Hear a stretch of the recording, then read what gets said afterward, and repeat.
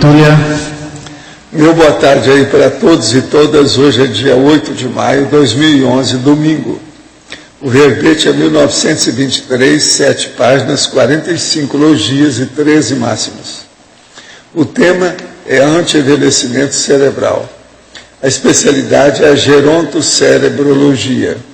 Quem redigiu esse verbete com muito critério, como sempre, foi a professora Rosa Nader, que é a deusa Minerva aqui das nossas moderações de debate. De modo que hoje ela está na poltrona dos réus para receber aí, sabe, todos os tiros.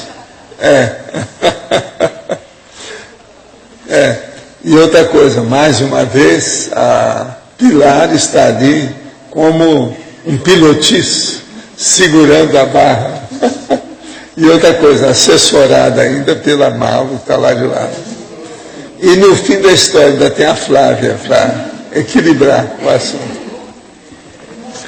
Definologia. O anti-envelhecimento cerebral é o ato ou efeito de a consim ou uma mulher conseguir manter as funções cognitivas ativas, apesar do desgaste progressivo natural do cérebro pelo avançar da idade física, conquista obtida pela autodeterminação consciente em dedicar-se à prevenção holossomática antecipada desde a juventude. A expressão da autopensionização na maturidade consciencial. A resistência ao desgaste natural das estruturas cerebrais. O cultivo de extensa variedade de dispositivos de reconhecimento de padrões mnemônicos armazenados na mente desde a juventude. A manutenção do cérebro funcionante, preparando-o para o envelhecimento natural, lento e progressivo, de modo mais brando e com repercussões menos danosas. O gerenciamento eficiente dos 100 bilhões de neurônios com trilhões de conexões.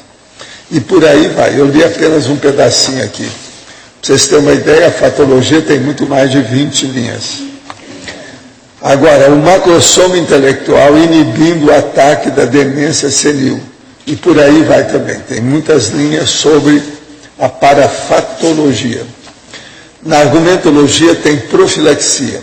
18 providências capazes de mitigar o desgaste natural do cérebro físico.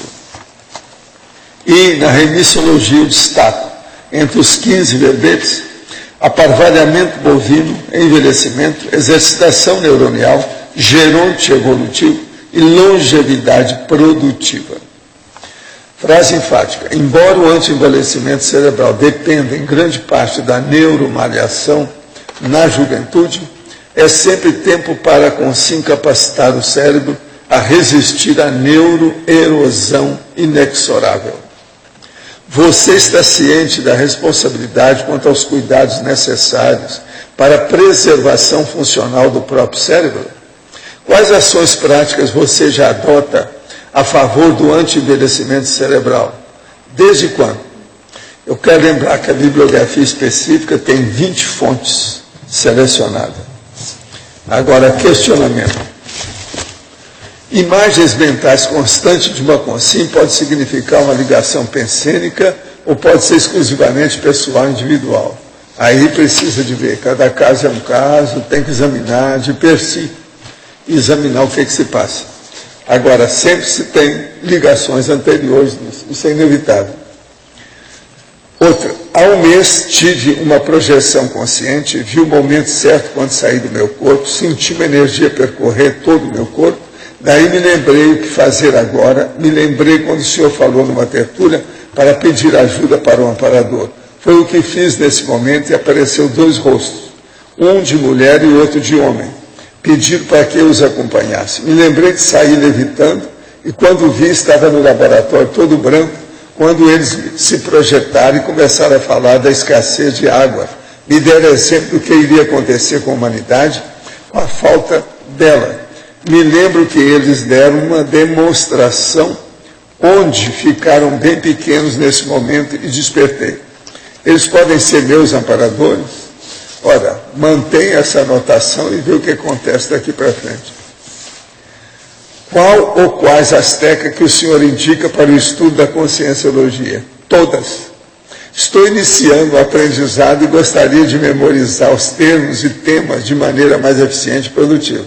Escuta, se eu vou indicar as técnicas da Conscienciologia, que se eu fiz é porque elas são importantes. Agora, tem umas mais importantes que a outra, depende das suas carências. Você chegou com o quê? Olha o que te falta, olha os furos e preenche os furos. O que é que te falta? Olha bem, tem umas que a gente não pode esquecer. Por exemplo, cosmoética, evolução, o processo da prioridade. Isso tudo aí é importante. Prioridades. Mas, outra coisa, como é que você vive na interassistencialidade? Talvez essa seja mais séria. Olha isso, tudo são técnicas, tem tudo aí para isso. Começa com EV, o estado vibracional. Se você ficar aí depois da abertura, eu quero falar uma coisinha com você, tá? Venho notando nos últimos meses que algumas pessoas estão me chamando mais atenção do que outras, como se houvesse alguma ligação entre eu e elas. Elas me parecem ser conhecidas de outras vidas ou do período intermissivo. Se sim, elas podem indicar o mesmo, identificar o mesmo quanto a mim, mesmo não conhecendo essa realidade da Conscienciologia. Aí depende da hiperacuidade de cada um. Isso é muito difícil. As perguntas hoje estão todas elas difíceis devido ao processo da generalização. Né? Querem que a gente especifique ali bonitinho, isso não dá. Né? Poderia explicar porque o povo de Vilcabamba tem 10 vezes mais pessoas centenárias que o normal? Alguns chegam até 135 anos. Os anciãos fumam, bebem álcool, comem bastante sal, tomam muito café e a maioria dos centenários não usa óculos, além de fazer muito sexo. Não querendo ser indiscreto, mas já pergunto se a pessoa acima de 70 anos tem condição de vida sexual vigorosa sem enfraquecer o soma. Yes, indeed.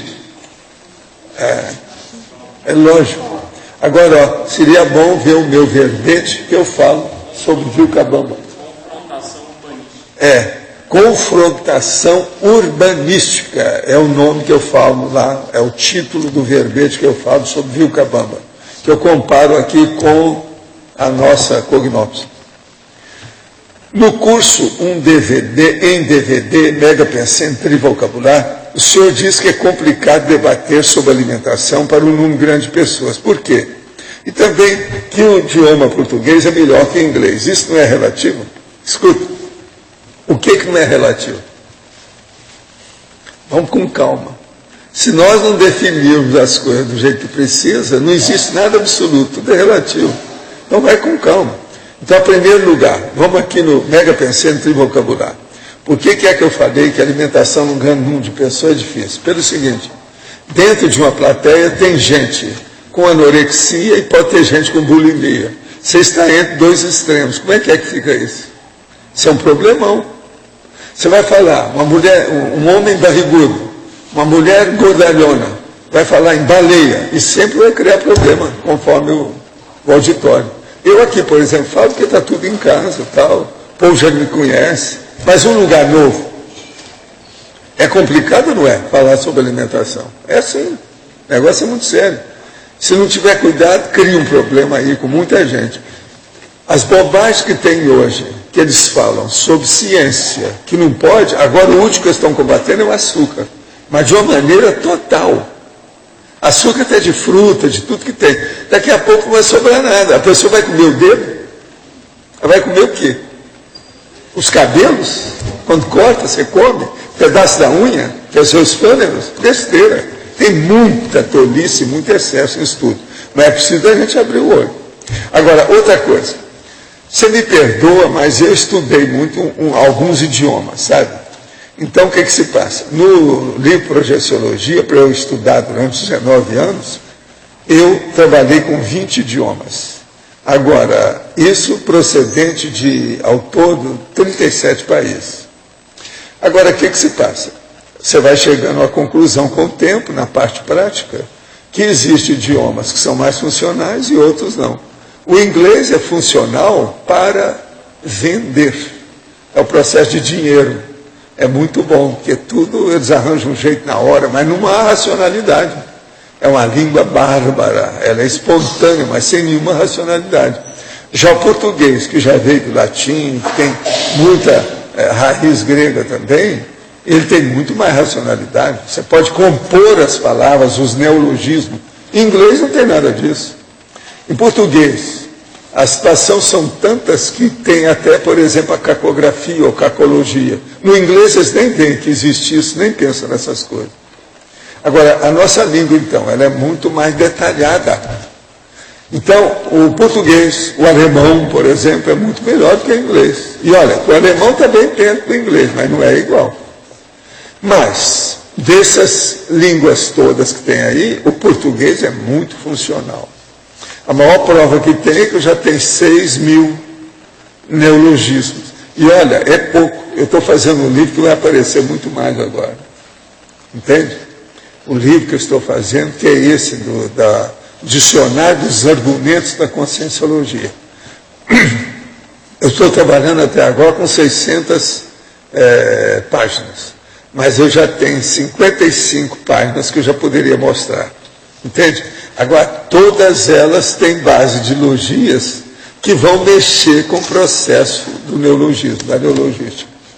De modo que isso é o português que me permite. Se fosse outro idioma, não daria para fazer isso. Eu teria que estar usando esses recursos do inglês, de cortar as palavras, que é negócio de simplificar, ver tudo para poder vender. De modo que pense bem. Agora, ó, eu não sou fanático pelo lusitanismo, não, tá? Por exemplo, o conscienciês para mim é muito melhor que o português. Mas eu ainda não consigo dominar o idioma, tá? Estou só falando que às vezes você já consegue melhor do que eu, né? Falando em idioma português, está aqui, Manual do Texto Dissertativo, da Julieta Mendonça. Acabou de sair, está quente o livro, saiu do prêmio. Agora veja, é o máximo esse livro aqui, para quem quer fazer uma dissertação, para a turma que escreve artigo, verbete e livro. Ele é o máximo. A Julieta é uma pessoa super viva nesse assunto. Esse aí vocês podem levar já para a biblioteca, tá? Porque ela já me deu um dedicado. Esse aí foi o nosso amigo que me deu. Agora, outro aqui, ó, apareceu a nova edição do livro Coragem para Evoluir. É muita gente que cita esse livro. Se alguém quiser ver o livro, está aqui. Sabe? É a segunda edição. Acabou de sair. Agora, outra pergunta. Tenho 24 anos e sou estudante de engenharia de computação. Estabeleci um conjunto de 20 experimentos do extrafísico para efeitos de autocomprovação. Vou para a 9ª tentativa de projeção através da técnica da projeção pela pineal. Ainda não tive descoincidência. Até agora estudei os unidos, altos da cabeça, senti algumas ondulações densas e lentas no corpo todo. Também me esforço para manter a concentração e não devanear. Poderia me dar sugestões para otimizar a aplicação dessa técnica? Eu acho que é o seguinte, para fazer projeção é bom você estudar 5 técnicas. A maior delas é a da saturação projetiva. Coloca tudo sobre o tema da projeção na sua casa, na sua cama, no seu escritório, na sua mesa, na sala de jantar, até você ficar totalmente saturado com a ideia da projeção. Agora, pense sempre numa frase técnica, que isso aí é própria para a psicologia, andou estudando. Eu estou dormindo ou estou acordado? Em qualquer lugar que você chegar. Se chegou aqui e veio falar comigo, você pergunta para você, eu estou dormindo ou estou acordado? Não, eu estou acordado. Então, com isso, quando você estiver fora do corpo, você vai perguntar, estou dormindo ou estou acordado? Aí você vai ver, opa, o corpo está dormindo, você vai ver a situação. Aí você vai ter mais autoconsciência. Agora, para você, na Fatologia, página 02, 10ª linha, as pesquisas inconclusas sobre as diferenças anatômicas e funcionais entre o cérebro do homem e da mulher. Então, aqui pergunta, essa diferença funcional existe mesmo? O que pode nos dizer sobre a diferença entre o hemisfério direito e esquerdo dos homens e das mulheres? Na 3ª e 4ª idade, as consciências estão menos sujeitas a efeitos dos hormônios sexuais? Essa é uma contribuição da natureza para nos aproximar mais daquilo que realmente somos, consciência, na condição de cérebro mais livre. É correto pensar assim? Essa pessoa é de Lisboa, em Portugal. Essa diferença aí entre o homem e a mulher, cada um, eu vi várias posições a respeito, várias posições a respeito disso. Tem um resultado aí, que é a partir daquela hipótese, né, do cérebro bipartido, em hemisfério direito e esquerdo, que eu fiquei levantando uma hipótese, eu não vi isso escrito, que eles fizeram uma pesquisa, assim, olha, e viram que o hemisfério direito, por causa de ser mais assim, novidadeiro, né, mais relativo às coisas da novidade, eles atrofiavam um pouco mais rápido do que o cérebro, o hemisfério esquerdo, que é onde ficava o repositório das estruturas mais fixadas, mais rígidas. E aí eu fiquei me perguntando se a diferença não deve ser de sexo, mas assim, normalmente as mulheres, elas têm uma tendência a trabalhar mais com o hemisfério direito do que o homem com o hemisfério esquerdo. Então, talvez essa dedução possa vir de uma causa errônea, entendeu? Porque talvez não seja do sexo. Isso eu fiquei pensando comigo mesmo, deu uns botões. Porque se a pessoa trabalha, independente se é homem ou mulher, trabalha mais com o cérebro, com o hemisfério direito, e com o esquerdo, e aliás, esse é um outro mito, né, de que eles trabalham completamente independentes. Também eu fui estudando isso, porque o meu interesse nesse verbete foi estudar a parte do cérebro mesmo, sabe, físico aqui. O que as pessoas falam para poder entender o envelhecimento. Né? É um presente que eu me dei de 60 anos. Então, e eu precisava de entender essas coisas. E aí, é assim, então, tem alguns autores que dizem que tem diferença, outros dizem que não tem. Eu não digo nem que sim, que não. Eu fiquei levantando essa hipótese. Que se há um resultado, né, de que o hemisfério direito, ele atrofia mais do que o hemisfério esquerdo, se a mulher tem a tendência mais a desenvolver o hemisfério, a usar mais o hemisfério direito, ela vai ter uma diferença significativa. Porque é a utilização do cérebro que vai fazer a constituição dele. Ele não nasceu pronto, ele vai se constituindo. Então, aí tem uma hipótese. Aí. Eu não vi isso escrito, mas eu deduzi. Escuta, a neurociência agora está estudando demais essa diferença dos cérebros. Aquela senhora que escreveu lá e recuperou o cérebro dela, o processo dela era no esquerdo. E ela acha que o direito é superior ao esquerdo. Pois é. Então, na fritada dos ovos. Agora, a mulher é superior ao homem em matéria de corpo. Então, veja, se ela vai para o lado direito, isso está certo, está tudo lógico. Então tem sua razão de ser. Outra coisa, o maior QI, se a gente for dar valor para QI, é de uma mulher que conseguiu 228. Não é isso? Agora, tem uma coisa também, tem um dos mitos, né, de que trabalhar só o cérebro direito, o hemisfério direito, porque é um outro mito também, isso é um outro autor falando. Não, os mitos têm que ser cortados. Agora, é bom estrutura, mexe na estrutura inteira. É bom fazer lucubração dessas coisas para ver o que dá. Né? Agora, outro para você. Poderia dar exemplos e ampliar a estrangeirismologia, página 01, as contribuições pesquisísticas do modelo Split Brain. Pois acabei de falar. Os insights indicativos de cérebro atuante. O check-up neurológico de rotina a partir da meia-idade física. Os brain scans, conceitos errôneos a respeito da função cerebral no senso comum. Então, essa contribuição pesquisística aí do modelo Split Brain é mais ou menos isso que eu falei mesmo. É o que eu mais assim entendi assim de recente, assim que eu consegui ver, foi isso, que o hemisfério direito encolhe porque é da novidade, onde não tem a estrutura bem formada, e que o esquerdo é o depósito de padrões mais bem definidos. Então, esse é um tipo de resultado. Agora, é verdade relativo de ponta. Daqui a pouco um outro cientista vai achar um neurocientista vai achar uma outra realidade. Cada dia eles falam uma coisa, né? Então, se você lê 3, 4 livros diferentes, você vê que não tem muito consenso, cada um fala uma coisa. Mas, assim, você consegue extrair uma ideia de toda a questão. O outro aqui, os insights, né? É assim, ó, eu convivi com meu pai, morreu com a doença de Alzheimer. Ele ficou 10 anos com esse problema, porque ninguém morre de Alzheimer, morre com Alzheimer, né? Então, nesses 10 anos a gente via, ele tinha ilhas de lucidez, Mas assim, insight ele não tinha mais, porque não tinha mais a memória anterógrada, né? Ele não conseguia aprender mais nada, o cérebro dele não funcionava. Então, assim, ó, quando você tem um insight, seja lá qual ele for, isso mostra que seu cérebro está funcionando. Isso é muito bom. Então, vamos ter insights aí à vontade, né?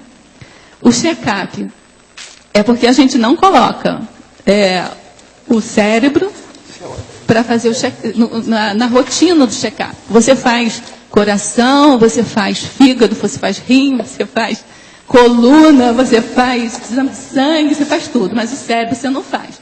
Também não sei se é para fazer, porque os exames aí com todo, depois você pode esclarecer, mas assim, às vezes faz contraste, às vezes tem eletromagnetismo, eu não sei se é para fazer mesmo, né? Enfim, mas de qualquer maneira, aonde eu li o livro, o autor, ele era neurologista, neurocientista, e ele fez o exame dele, depois de mais tarde, ele conta lá a história no início, que ele ficou, é interessante de ver, porque ele ficou desesperado com o resultado, porque como ele conhecia toda a problemática da degeneração do cérebro, ele ficou desesperado com o resultado das imagens. Ele correu vários colegas, foi interessante a história dele. Então, ele propõe que a pessoa faça um acompanhamento. Eu, em particular, quando meu pai estava lá com Alzheimer, né, a família inteira fica com problema, porque eu participava daquelas reuniões para familiares, né, do Alzheimer, porque a gente precisava daquela ajuda lá, porque é bem complicado você ver a pessoa indo embora sem estar morrendo, né? Mas, enfim, a gente participou lá. E eu fazia o doutorado nessa época. E aí, lá pelas tantas, eu comecei a ficar um pouco estressada, e eu dava aula de cálculo para engenharia, não sei o quê. E eu comecei a ter, não, estou com dificuldade de fazer integral. Aí eu fui no médico, pedi uma tomografia computadorizada, porque eu já estava com Alzheimer. Porque um dos primeiros sintomas é a pessoa perder a capacidade de calcular. Mas eu falei assim, olha, mas eu sou da matemática. Capacidade de calcular para mim é fazer integral, fazer... Aí ele riu assim, falou assim, não, você se não está aguentando fazer o doutorado, você sabe, mas não tem nada, entendeu? Mas, enfim, olha, normalmente de qualquer maneira, eu te digo, você não tem o mal de Alzheimer, você tem o bem de Alzheimer. Tá certo? Gente, eu quero lembrar para vocês que o 9º Sinvex, ou Congresso dos Inversores, para a construção do primeiro laboratório radical da heurística, vai ser esses dias agora próximo. Você quer falar alguma coisa aí para nós, por favor?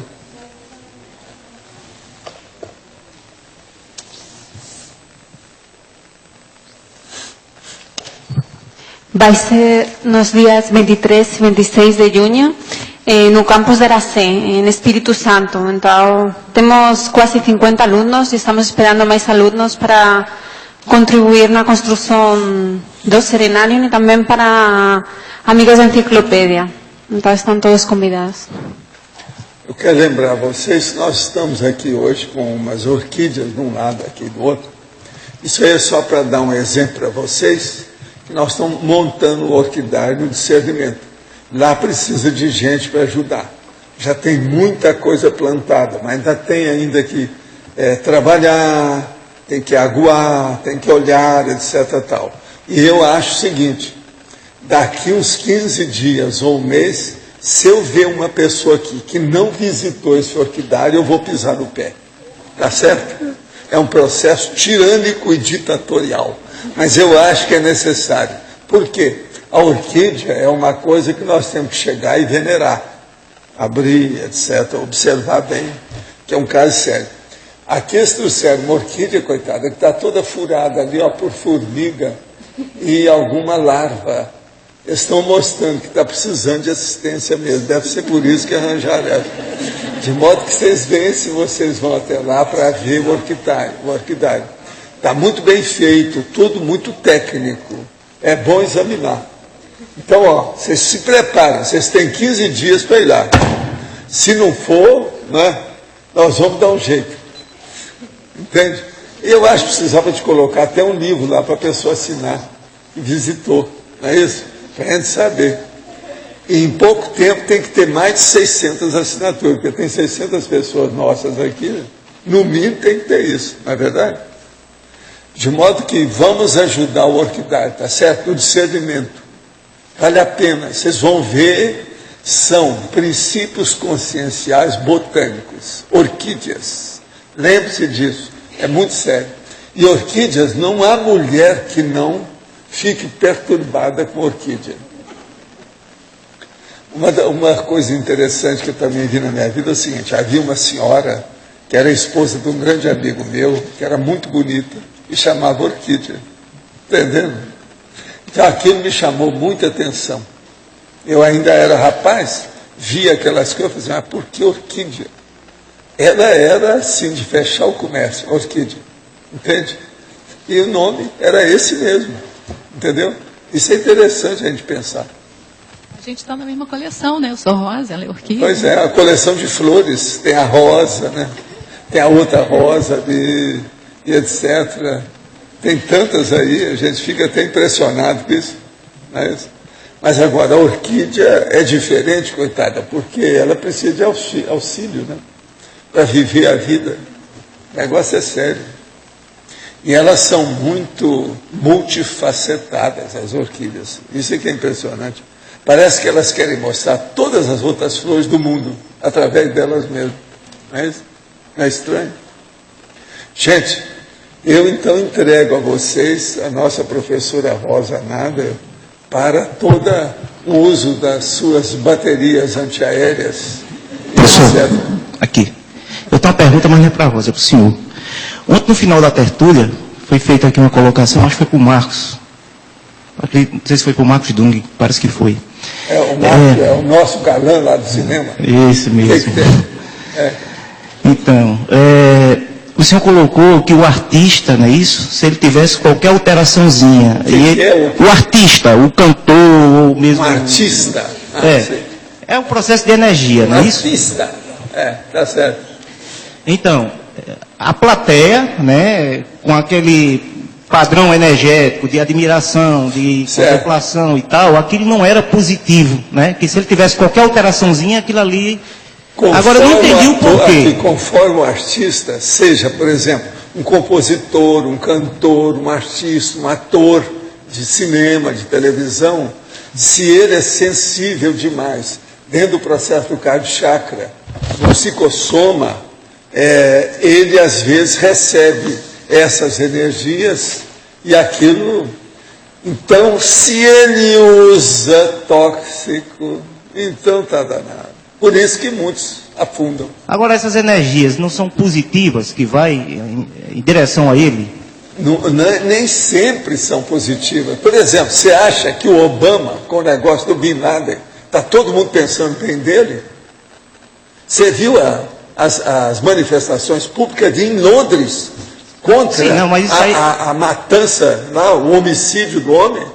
Aquilo é impressionante. Já pensou quanta gente pensando contra o Obama?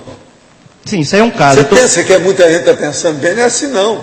Uma pessoa que pensa mal, se a energia tem alguma afinidade com aquela, vamos dizer, com a vítima, não adianta 1 milhão de outros pensarem bem a favor. Nem sempre vai dar. Porque a pessoa sensível, ela vai receber aquilo. Agora, no show, o senhor acha que num show vai ter ali pessoas com... Estou falando com um caso específico. Já que você falou em show, para por aí, deixa eu só abrir um parênteses da sua conversa. Lá na Clínica Maxwell, um grande compositor de música popular estava lá, devido tóxico. Ele então chega para mim e diz assim: Valdo, eu vou te pedir, eu tenho dentro de 2 semanas um big de um concerto numa praça de São Paulo. Você podia ir comigo? Você fica atrás de mim e joga energia para eu aguentar a barra. Só para você ter uma ideia. Eu não fui com ele, mas eu falei assim: não, vamos fazer um arco voltaico aqui, vamos dar um jeito em você. Eu fiz, ele daí uns dias saiu da clínica, fez o show, parece que tudo deu certo depois. Agora, não sei se ele voltou com o toque, se ele conseguiu sair. Porque lá havia um monte desse povo. E é terrível isso, porque quando a pessoa começa a usar muita maconha, cocaína ou qualquer coisa, crack, ela pensa que ela está com toda aquela vitalidade intelectual, a criatividade, a heurística, as ideias originais, o processo para compor a música, para ter uma letra, sabe, adequada, tudo. E a pessoa, então, continua escrevendo porque ela acha que ela é do mesmo jeito. E ela já perdeu todo o feeling. Então, é simplesmente constrangedor você ver aquela pessoa que está microcéfala e está pensando que ela é a gênia, que é o gênio que tinha sido antes, e não é mais. Agora, onde é que a gente expressa isso? Lá na Clínica Maxwell tinha o jornal da clínica, onde o povo, sabe, escreve. Eu não sei se ele ainda tem até hoje. Então, você via, através disso, das letras que ele escrevia, já não tinha mais uma pobreza, aquilo estiolava, não dá mais nada. Então é um negócio terrível isso. Agora, a turma lá é muito sensível ao processo de energia. Sensível pró, sensível contra. Você está entendendo? Agora, então, o sensível tudo... pró, né? Ele está ali. Eu acredito que as pessoas que estão ali presentes é porque tem uma afinidade, tem uma... Mas a artista, você confia em artista? Aqui, você confia em artista? Presta atenção. Por exemplo, um artista que seja de palco é o maior fingidor profissional que tem. Ele vive fingindo as coisas, ele vive no mundo da mentira. Você pode confiar numa pessoa dessa? São poucos os artistas de fibra, articulado, bem arrumado, ali, em cima do lance. A maioria é desarticulado por causa disso. Mas Você já pensou você bancar o traficante durante 5 filmes em seguida? A pessoa vai ser semi-traficante, vai ser criminosa. Dentro dela, ela só pensa naquilo. Eu queria entender, professor, o seguinte, como funciona esse processo, né, da energia chegar lá e ela atuar negativamente. Recepção. O que você recebe? Se você usa toque, você está num ambiente desse. Ambiente de artista, você sabe que não é nada bom. Ambiente de artista e de prostituta, a diferença é mínima. Eu já trabalhei nisso tudo, eu já estudei até em Hollywood. Eu vi as coisas todas na Califórnia, vi um monte de coisa por aí. E outra coisa, vi no Japão, vi na China. Eu trabalhei com gente do Takarazuka, trabalhei com gente do Kabuki.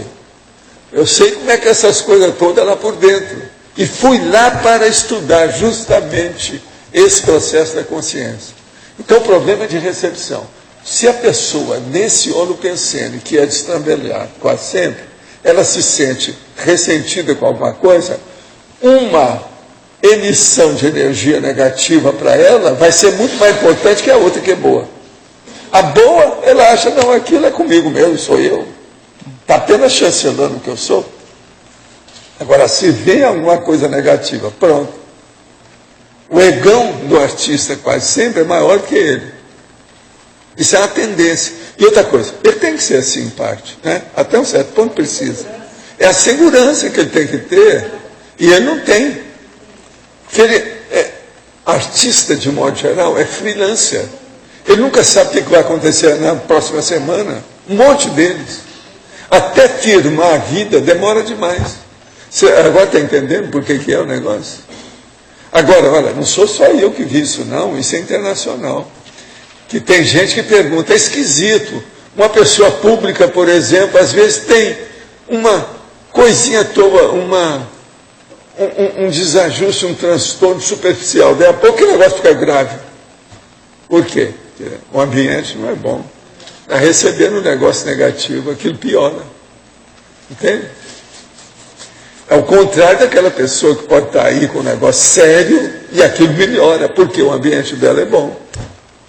Começa pela condição interna do micro-universo consciencial. Se uma pessoa quer viver e ela tem confiança, segurança, autoestima, amor próprio, ela dá valor para a vida que ela tem, ela vai viver.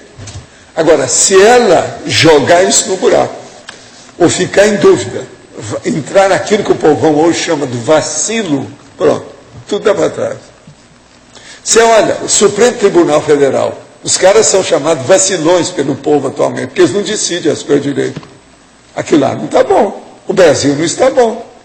Se a magistratura não está boa, o Brasil está no buraco. Você está entendendo? Então, o processo nosso íntimo, como é sério, como é que influi nisso tudo. Agora, vamos puxar para o lado da política em si, né? Por exemplo, um político, né? Que a gente sabe que a grande maioria aí tem esse problema aí da cosmoética aí bem exacerbado, né? Então, isso é bem mais grave. O que tem? Nessa questão, por exemplo, ele está lá lidando com o eleitorado dele. Você veja, o tanto igual Tancredo, quantos foram no Brasil, político de uma hora para outra sumiu. E alguns somem até no mar, e ninguém nem acha o corpo depois. Ainda tem isso ainda. Tudo é político.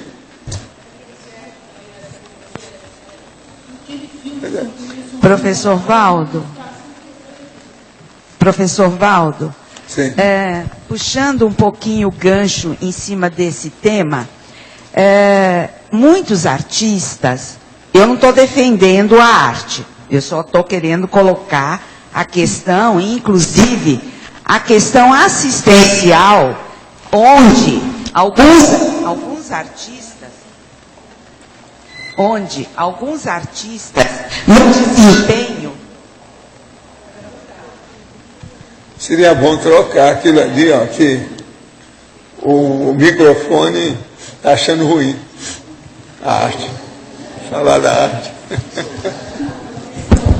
Ele não está gostando, não. Hein?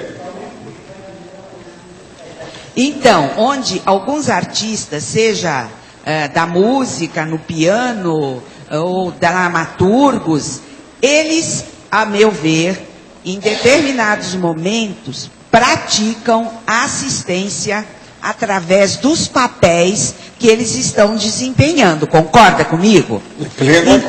Então, no grau... Isso é um grau elevado, aumentou o volume.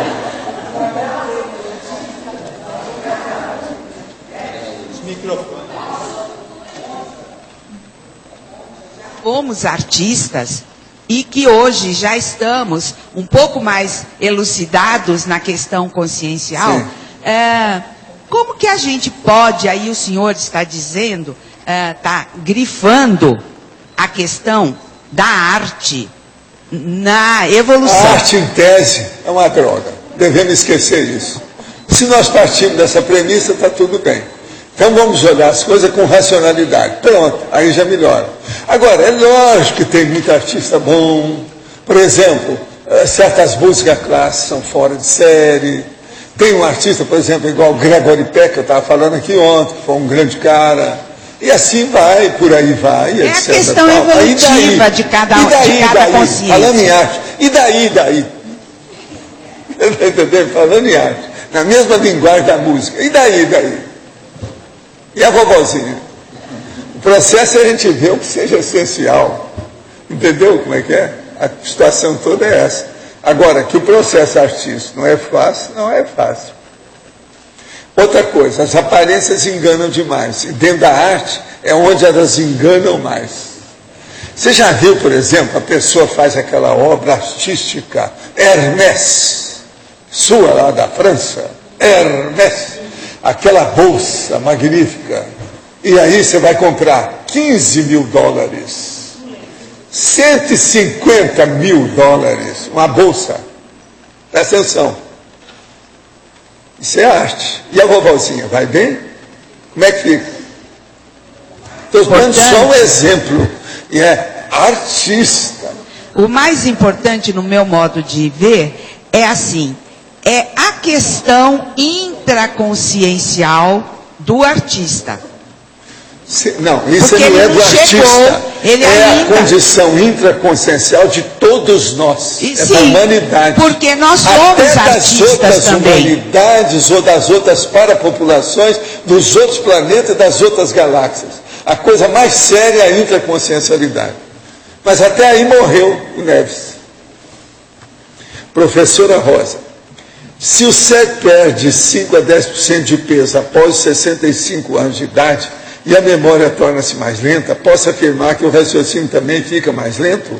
Observe esse fato em grande número de idosos. Você tem um novo ponto de vista sobre essa condição? Pois é, foi exatamente esse o motivo que me incentivou a fazer esse verbete, porque quando eu li o livro Paradoxo da Sabedoria, ele fala exatamente isso, que é um paradoxo onde, a partir dos 20 e poucos anos, né, os 27, né, o cérebro entra no escoamento, ele chama de escoamento cerebral, né? Que assim, ele começa a perder, só que é muito lentamente que ele começa a perder a estrutura. Eu estou com 79 anos. Então, mas aí é que explica o paradoxo. Como eu vou falar agora devagar, raciocinar devagar. Mas aí é que entra o paradoxo. Aonde foi o meu taquipsiquismo? Como é que eu... O que mesmo que a gente estava falando? Não é assim? Não, mas olha só. Aí é que entra o paradoxo do ponto de vista da ciência convencional. Como é que é? 79 anos. Do ponto de vista da ciência convencional. Vai bem? Ela tem hipomnésia. Olha só, do ponto de vista do intrafísico, né? Olhando só o intrafísico, o que na média acontece. Então, o que acontece? Os fluxos, né? Os fluxos que alimentam lá as sinapses lá, elas vão diminuindo a velocidade um pouco, mas ao lado disso é equilibrado. Eu estou de pleno acordo com você e com os neurocientistas. Mas agora, depende de quem comanda, quem governa. Concordo, senhor. O cérebro. Eu concordo, senhor. Se o governante é bom, o Fusca vira aerojato. Eu tenho uma explicação também para isso. Espera só um instantinho. Então, assim, eu vou explicar primeiro o que eu entendi, né? Que me satisfez até um certo ponto. É isso que o Marcon tem dificuldade de entender. Até um certo ponto. Se o motorista é bom, você está entendendo? O pedalinho ganha do avião a jato. Mas a ideia é mais ou menos essa, entendeu? Que aí o que acontece? Se a pessoa tem um trabalho desde a infância, desde a adolescência, criando padrões de reconhecimentos, e aí, como os paraengramas, eles vêm e eles são vitalícios, eu acho que aí tem a interferência de outras vidas que a ciência convencional não fala. É aí que eu acho que a consciência comanda o cérebro, mas o normal é o cérebro começou a perder a força da estrutura. Seu papai teve o processo de Alzheimer, sim, tá certo? Meu avô, pai da minha mãe, que é muito chegado, que era muito chegado comigo, morreu com 94 para 95 anos. Nos últimos 15 anos, eu já falei aqui, a minha mãe pegava a batata para imitar o torresmo e dava para ele. E ele comia e fazia o torresmo bom esse. Tem mais? Você está entendendo? Estava totalmente com Alzheimer, mas violentamente alzheimaico. Você está entendendo como é que é? E então, como é que é? A minha irmã está aí. Ela está com 90 anos, você vai lá e conversa com ela. Está toda lúcida. Mas sim. Eu estou com 79. Tudo depende.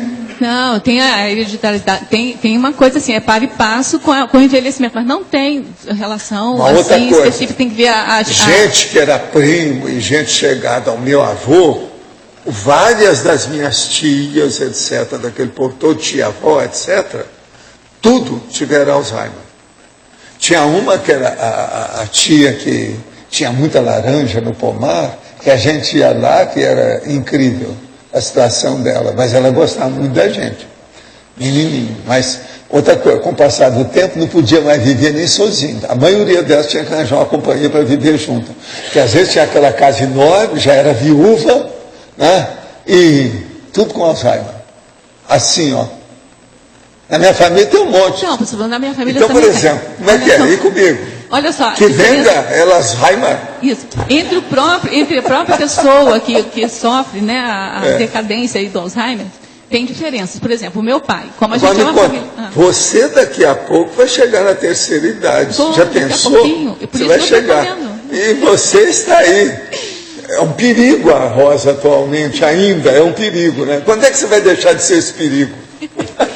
Mas então, Valdo, olha só você ver, por exemplo, meu pai, ele andava, ele comia sozinho, por quê? Porque na minha família nuclear, né, nós somos 7 irmãos, e aquela família árabe, né, que todo fim de semana todo mundo ia para lá com os netos, então juntava, todo final de semana era quase uma festa. Aquilo meio que mexia com com o pouco que sobrava dele de sinapse, lucidez. né, de lucidez. Já eu tive uma tia, que é a irmã dele, que assim, quando caiu com o problema do Alzheimer, ela ficou completamente, como se fosse em coma. Ela não fazia mais nada. Pois é, mas varia. Mesmo. Então, varia, porque aí a gente aprendeu lá naqueles encontros lá, que quanto mais você incentivar a pessoa, ler para a pessoa, cantar com a pessoa, né? E aí, assim, o que me intrigava nessa história do cérebro? Eu cheguei até a fazer um congresso lá em São Paulo a respeito disso. Então, assim, eu via lá um neurologista lá, um neurocientista, mostrando lá umas imagens de pessoas que estavam, aparentemente, assim, se fosse olhar pela imagem, falava que estava com Alzheimer, e não estava. E outro que não tinha como provar e que estava completamente cheio de Alzheimer, né?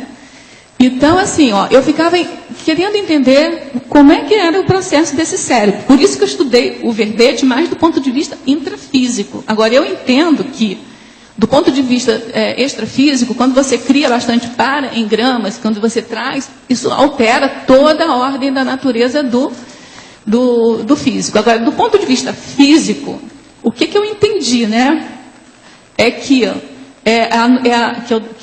assim, ó, você nasce, você começa a gerar neurônios, gerar sinapses. Aí tem a poda, sinapse é quando você está ainda jovem, porque é para tirar o excesso, porque também ficar com o desvario também de sinapses é prejudicial. Aí parece meio antagônico, né? Porque começa a podar aqui, e aí a gente estuda que tem que trabalhar todos os neurônios, porque quanto mais trabalha, mais fortalece ele. Então, por que começa a morrer? Era isso que eu queria saber. Então, assim, o que eu entendi é que começa aquela bainha de mielina, né? Que ela sustenta o neurônio, ela começa a criar ali perdas de sustentabilidade e começa a criar como se fosse bloqueios, né? Umas placas, fibrilas, sei lá o quê, que não deixa passar o líquido. Então, se não deixa passar o líquido ou os hormônios, né? Para efetivar a sinapse, aí aquela sinapse não existe porque antes o impedimento foi anterior. E aí ela morre porque não deixaram ela fazer. Então ela morre por inanição. Por inanição. Aí eu comecei a entender. Então o que a gente tem que fazer desde criança? Então esse meu recado aqui é para a minha próxima vida. Eu quero ter uma vida na próxima vida, não uma vida espartana. Eu quero ter uma vida ateniense. Entendeu?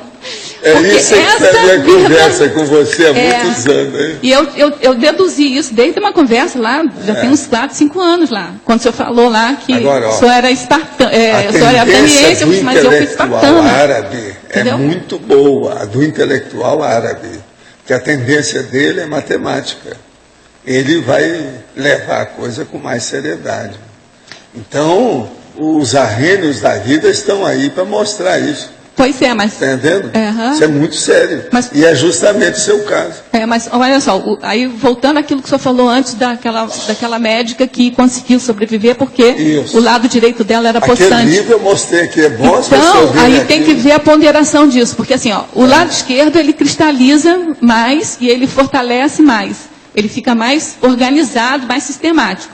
Mas o cérebro é novidadeiro, ele gosta de novidade, né? Então, assim, se o cérebro direito também não está aberto para novidade, ele pode prejudicar os dois. Consciente, então não adianta trabalhar só muito matemática, tem que fazer a novidade aí, tem que cada dia fazer uma coisa diferente, estudar coisas diferentes, né? Estudar cérebro quando você estudou matemática. Rosa, posso complementar uma professora aqui no lado B aqui, ó. Rodrigo, posso complementar um pouco isso que você está falando? Sim. Só para critério de complementação, a mielinização, que é justamente o fortalecimento dessa bainha de mielina, dos neurônios, elas são uma via que não é só de uma mão, né? Elas precisam passar pela etapa do andar, do falar e do pensar, né? Então, por isso também, né, você falou uma vida mais ateniense, uma vida menos espartana, mas a importância também da atividade física, como ajuda na reorganização neurofuncional, justamente para desocupar o cérebro das compensações, para fazer com que ele pense melhor. Sei.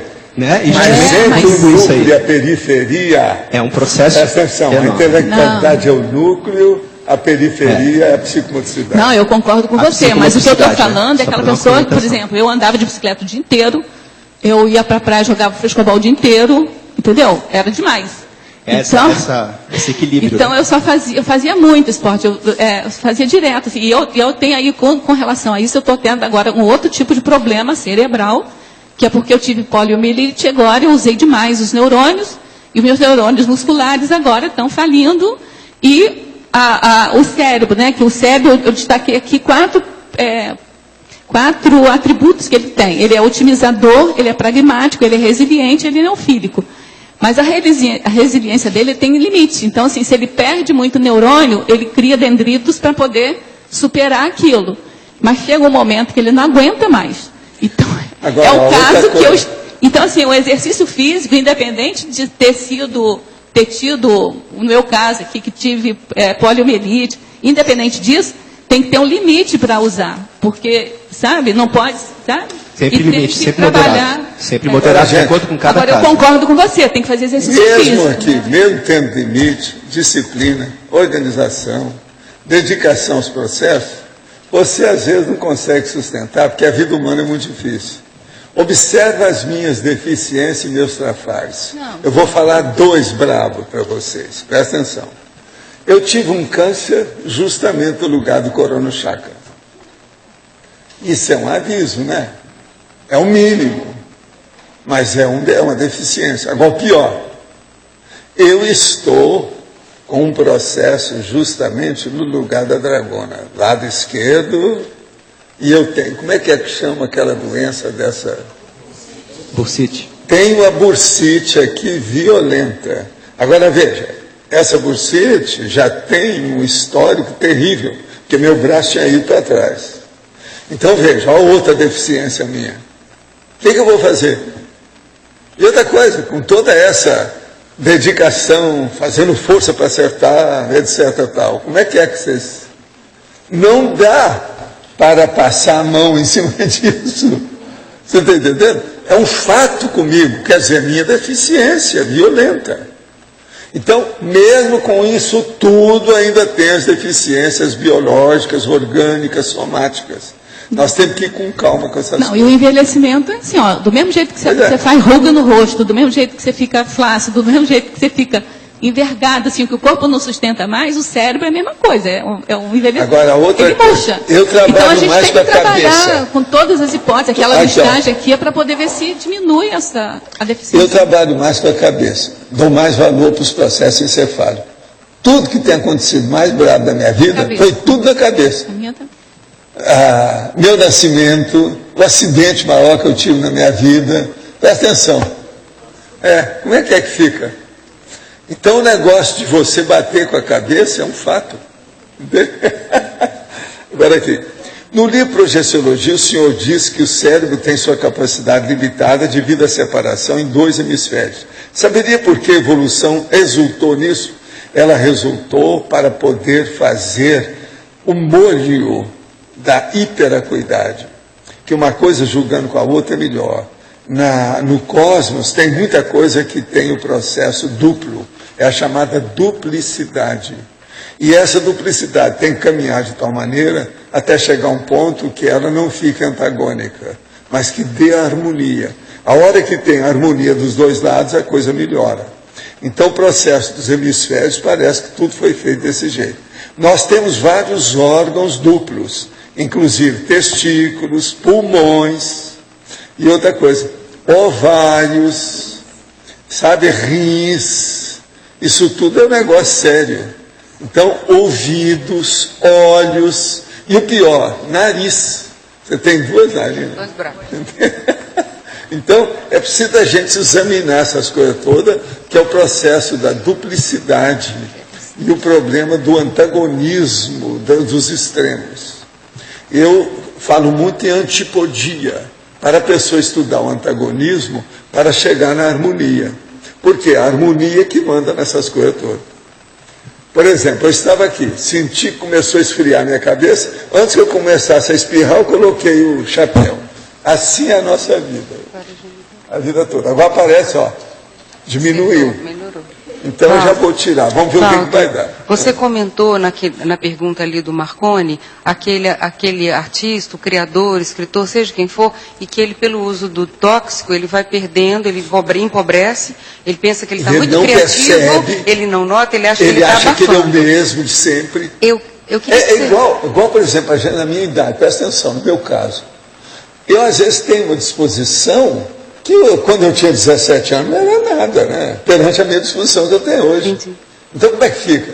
A pessoa se engana porque fica com essas tacanho, coisas. né? Fica uma coisa modesta, a pessoa pensa que ela está abafando. Agora, você podia comentar a mesma situação com o sensitivo de efeito físico? Porque eu assisti aquele efeito físico de esplendor e depois dessa mesma pobreza virou um rascunho, uma coisa grosseira e a pessoa não percebia também, nesse caso. Queria que você comentasse o que produz isso, Paulo? Assédio? Não, é a mensagem que foi dada e, às vezes, o instrumento está caduco, está avariado. E pode ser por vaidade no caso, também. Tinha aconteceu avariado, cada idade. Aquele caso que eu acompanhei. Então, ali também tinha um processo de vaidade que a pessoa pirou um pouco, assim, achou que ia aparecer sobre a Torre Eiffel, aquela coisa toda, e nunca aconteceu nada. Então, mas qual é o fator? É o assédio? Autoassédio? Não é só, né? Não é só o autoassédio. O processo é mesmo. A matéria é limitada. Ela tem raia, ela vai até um limite. Não passa daquilo. E o corpo é isso, né? Não tem saída. Porque na época Por exemplo, é o que eu estou falando para você. Eu, às vezes, tenho uma disposição, falo assim, olha, eu sou um rapaz de 17 anos, nada de 79. Besteira, não é, meu corpo não aguenta isso mais. Não, isso aí já tem tanta coisa que já bate o pino aqui dentro, que não é a mesma coisa. Então eu tenho que saber como agir com isso. Então é questão da parte mecânica. É difícil. Aqui, eu já escrevi sobre isso, que é a endorfina. A endorfina é a cocaína do corpo. Eu, na minha idade, ando da esteira aeróbica, eu saio de lá, o que você quer? Me dê aí que eu... Agora, Valdo, no que caso... que vocês querem? No caso é um perigo isso é endorfina, é tapiação. O próprio corpo tapeia você. Mas esse sensitivo de efeito físico, assim, de ectoplasma e de esplendor, que tem todos, aquele monte de fenômeno ao mesmo tempo, esse empobrecimento dele, ele tem uma outra razão? Existe algum outro motivo? Porque o soma está lá. Motivos. Mas agora, é mecânico o processo? Aí, o processo é a senilidade. É mecânico, a coisa Por exemplo, é mecânica. A senilidade, das piores que tem, é quando ocorre com a pessoa que ela se torna constrangedora. Ela que era boa, tudo assentada, e outra coisa, em grande pacificação, harmonia e equilíbrio com as outras pessoas, de uma hora para outra ela começa a desbordar, começa a falar besteira, vai para o passado, muda, faz fantasia. Isso é que é o pior que tem. Isso aí é pior que Alzheimer. Agora, o que se passa? Demência, essas psicoses, elas são muito mais comuns do que a gente pensa. Depois dos 50, tudo isso pode acontecer com a pessoa. Então, o sensitivo... Agora, o que eu vejo mais é essa senilidade. É isso que eu estou falando agora, da Alzheimer. Ela começa muito cedo, já tem gente com 45 anos que já está mostrando sinais de Alzheimer. Eu trouxe livro aqui, falei sobre isso. Valdo, isso tem a ver com a maturidade do sensitivo também, do parapsíquico, né? Se você sustenta uma maturidade em alto nível, interassistencial, e isso tudo consegue dominar as energias, as coisas melhoram. Entendi. Tinha um infantilismo relacionado. Sabe que existe energia consciencial? Como é que fica? Entendi. Dentro das coisas que eu estava lendo aqui, uma das causas assim possíveis, né, uma das hipóteses do Alzheimer que está começando mais cedo, é que essa nossa vida agora ela é mais rotineira. Ela tem uma rotina, não é aquela rotina produtiva que o senhor fala, que está sempre estudando coisas, não. Aquilo que já está mais organizado, a sociedade de modo geral está mais organizada, né? Então tem uma rotina mais fixada. As pessoas estão alimentando cada vez pior, né, com esses aditivos assim, alimentares. Cada farturologia. Então, tudo isso vai Estuda aí o influxo. O senhor poderia dar exemplos da intraconsciencialidade? O que é a qualidade das manifestações da intimidade da consciência? Qual o melhor tipo de intimidade que devemos aplicar? Ou as melhores técnicas intraconscienciais a serem utilizadas? Fala aí para nós, como é que é o verbete? Intraconscienciologia, não é isso? Que é o mais sério, aquele que eu escrevi, que tem 100 itens. Aqui para o nosso amigo, eu indicaria ele ver esse verbete na enciclopédia. Intraconscienciologia.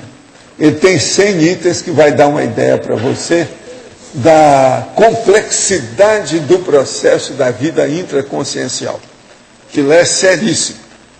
E deu muito trabalho para fazer aquele verbete. Vale a pena ver. Rosa, aqui no ar.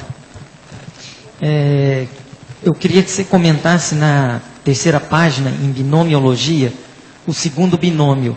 O binômio identidade pessoal, singularidade humana, para melhor restauração das funções cerebrais. Podia comentar qual que é a ideia por trás? Então, aqui, o que está por trás desse binômio aqui são os valores pessoais da pessoa, o quanto ela importa, né, na restauração aí das funções cerebrais. Restauração aí no sentido do envelhecimento e a restauração dela. À medida que ela tem valores e princípios diferentes, assim, ela pode mexer. Tem um outro lado que um outro autor coloca, que é assim, olha, com a vinda da biônica, né, aí entra a questão da bioética, a hipótese, né, de você conseguir chips, alguma coisa assim que possa mexer nos valores da pessoa, como é que fica isso, né? Como é que vai se dar essa questão aí das restaurações das funções cerebrais. Mas basicamente foi colocado aqui para a gente ver que os nossos valores pessoais, elas têm importância, que mexem, né, com a identidade pessoal, singularidade humana, que elas têm uma importância muito grande nessa restauração das funções cerebrais. Rosa, aqui no B, Neida. Na página 2, no final da primeira linha da patologia, você colocou as mensurações das atividades cognitivas. Você pode falar de alguma técnica que a gente possa estar utilizando para isso? O que você Olha, pensou? normalmente, eu usei uma para mim bem pouco tempo. Eu estava achando que eu estava meio mal, assim. Aí eu me propus a fazer a prova da Conscienciologia. E aí eu falei assim, eu vou medir o quanto é que eu estou de memória ou não. Entendeu? Porque eu estava achando, eu estava numa fase meio ruim, assim, comigo, sabe? Então, eu falei assim, bom, e aí já está na sua idade, assim, mais para o cérebro fraquinho mesmo, né? E ainda com algum problema, assim, de estresse, alguma coisa, o cérebro não funciona direito. Eu ainda tenho dislexia, então complica mais ainda, sabe? Então você troca alhos com bugalho, você faz uma confusão danada. E eu estava, assim, meio preocupada. Aí eu falei, bom, vou estudar para a prova. E o que eu mais gosto da prova da Conscienciologia não é nem fazer a prova, é estudar para a prova. Aí eu fui estudar para a prova. E foi o meu melhor resultado, assim, maior, assim, eu acho que duas coisas aconteceram. Eu soube estudar para a prova, ou seja, o paradoxo da sabedoria funcionou. Assim, eu estava com mais clareza, com mais... Que é isso que ele diz, né? Você pode estar com as suas fibras, assim, um pouco mais lentas, mais moles, mas você tem uma sabedoria, você tem um conhecimento que supera toda a dificuldade. Daí o paradoxo que a gente vê, né? Não adianta a velhice, não resolve, não vai derrubar, porque tem tanta sabedoria, até tão cristalina assim, a forma de pensar, que não altera. Ao contrário, até produz mais. Mas então aconteceu isso comigo. Aí eu fiquei super contentinha, sabe? Porque eu fui bem na prova. É claro que a prova acho que estava mais fácil também, tal, mas assim, independente disso, eu poderia não ter lembrado, entendeu? Mas assim, esse foi um dos exercícios. Agora, o que está aqui é que assim, olha, tem uns testes assim laboratoriais que dizem que a pessoa, quando eu até coloquei uma colinha aqui para mim, que eles demonstram, né, que quando você tem umas habilidades já conquistadas, você faz aquilo muito mais rápido do que quando você quando você está aprendendo a fazer a coisa. Então, o que significa você ter uma habilidade já conquistada? É que você já trabalhou aquilo há mais tempo, então aqueles tais padrões de reconhecimento, sabe? Eles têm a teoria dos atratores, que aquilo você mexe é como se mexesse numa pontinha, aquele grupo de neurônios, eles agem, então te favorecem a ter umas soluções mais rápidas. E a ideia é essa, para a gente não envelhecer, não perder a atividade cerebral com o envelhecimento. É você trabalhar, malhar bastante, Ativar, para você sim. criar isso. Entendeu? Então, laboratorialmente, já tem essa pesquisa. Entendeu? Tá bom. Só mais uma pergunta, Rosa, que no mesma patologia, na 9ª linha de baixo para cima, tem aí o fluxograma das diferentes formas de ativação das atividades encefálicas. Aham. O que você faz esse fluxograma? Eu também coloquei aqui uma colinha para mim. É que para você desenvolver o cérebro, o ideal é você escolher campos de atividades que atraem a você, mas que você não tem muita habilidade ali, porque senão você vai fazer o mesmo percurso sináptico que você já tinha antes. E aí, assim, você pode fazer um fluxograma, assim, um planejamento para você. Você vê todas as coisas que te atraem fazer, não só de leitura, de estudo, mas de atividade física mesmo, de trabalho, né? Trabalho manual. Tem um dos livros aqui que eu tenho, que até assim, você pentear o teu cabelo com a mão esquerda já ajuda, entendeu? Eu comecei a fazer isso comigo, achei divertido, entendeu? Então, assim, você está acostumado a pentear do lado direito. Se você pentear do lado esquerdo, já muda o teu esquema sináptico todinho. Já vai mexer com outro bloco de neurônio, entendeu? Então, a ideia é essa, é você fazer um fluxograma, um programa aí, para você ir mexendo com coisas que você gosta. Claro, você não vai fazer nada que você não gosta, mas que você não está acostumado a fazer. Para poder mexer com outra rede, para botar os neurônios para trabalharem. Tá bom. Entendeu? Obrigada. Eles são trabalhadores. Rosa, na página 4, maniologia, ¿podría explicar un poco más? O idiotismo multiplicando o risco de Alzheimer.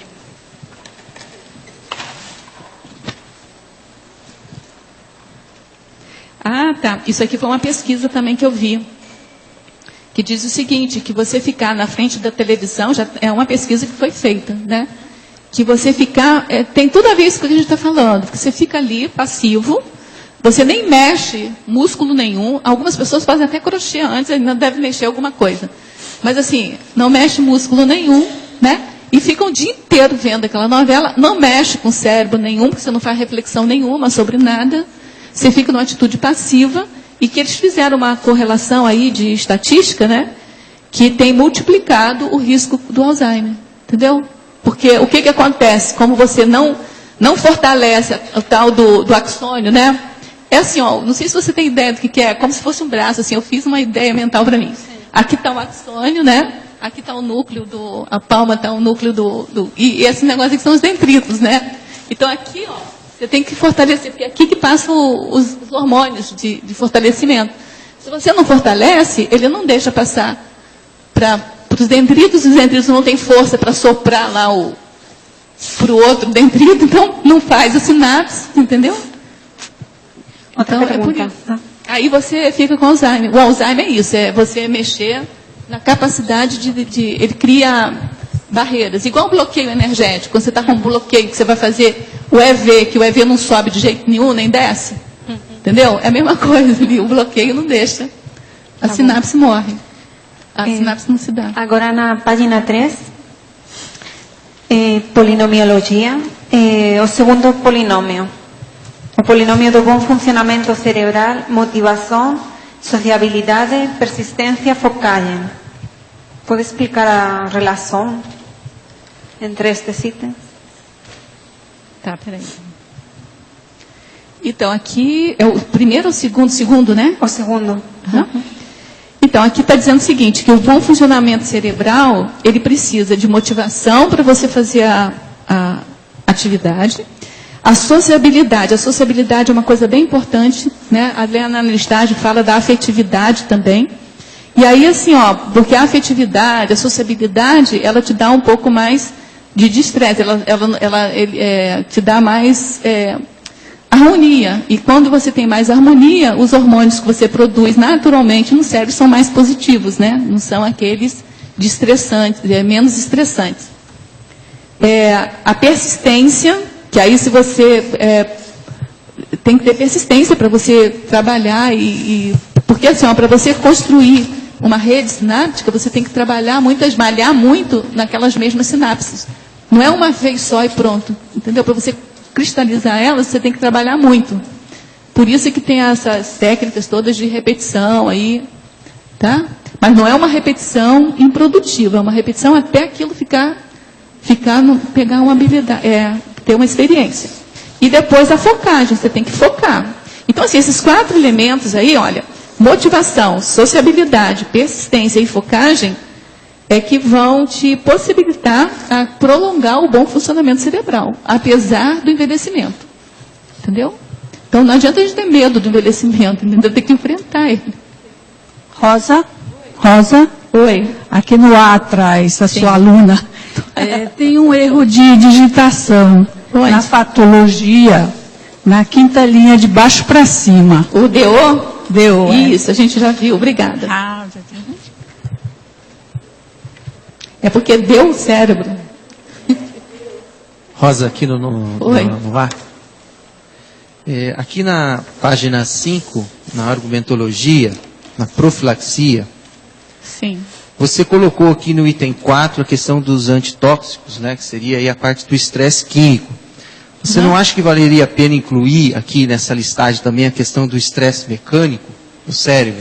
O quê? Estresse mecânico, esses pequenos traumas que as pessoas têm com a cabeça, que o acúmulo disso com o tempo começam a gerar um déficit, né, um déficit cognitivo significativo, às vezes, depois da meia-idade. Por exemplo, isso são coisas evitáveis. Eu entendi que você está dizendo providência, tem coisa que não está no controle da gente, bater a cabeça e tal, às vezes acontece. Mas assim, tem certas coisas que podem ser evitadas, né? Por exemplo, eu vi um artigo esses tempos... Traumatismo, né, que você está falando? Mas traumatismo evitável, são evitáveis. Mas aí seria eu botar em outro item, né? Não esse... Mais um item, né? Mais um item. Mais um item, tá. Só para complementar isso, tá. Eu vi um artigo esses tempos... Você pode passar para mim por escrito depois? Passo. Tá bom, obrigada. Um artigo estava falando dos jogadores de futebol americano.